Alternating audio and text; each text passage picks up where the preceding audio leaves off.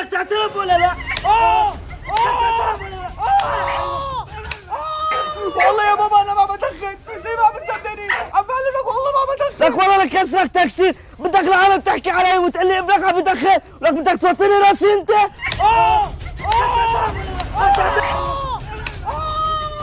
اخ يا ابو شريك، راسي عم وجعني وخرمان على سيكاره. لك ايش بك خايف من ابوك؟ انا بعرف محل سري ما حدا بشوفنا فيه طاول. والله يا ريت، بس المشكله ما عندي حق سيجاره، ابوي قاطع عني المصروف. ولا يهمك شريك، امبارح اجى خالي اللي عنا على السهره وسرقت من باكيته سيكاره.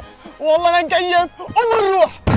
لك ايش هذا بريس؟ لك ايش المكان اللي مجنن؟ عشان تعرف لما قال لك بدي اجيبك على مكان سري، ولك حتى الجن ما رح يعرفوا فيه. والله يا برنس صار لي اكثر من شهر ما حدا متمي سيجاره، عم بحس ابوي وين مقاعد راقبني. انت مجنون شي؟ ابوك ايش بده يجيبه لهون؟ خلينا نشرب السيكاره ونعبي الطاسه عمي. برنس انت متاكد انه ما رح تحكي لحدا انه انا رجال على الدخان؟ لك عيب عليك يا زلمه، ولك انا رفيقك، انا صديقك الصدوق.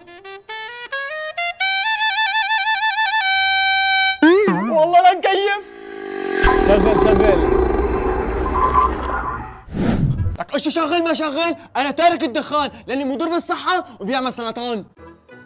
لك ايش بك يا هي وليش كبت السيكاره ما عندنا غيرها؟ لك اسكتوا لك، انا وعدت ابوي انه ما عاد ادخن، وانت صديق سوء ولازم اقطع علاقتي معك.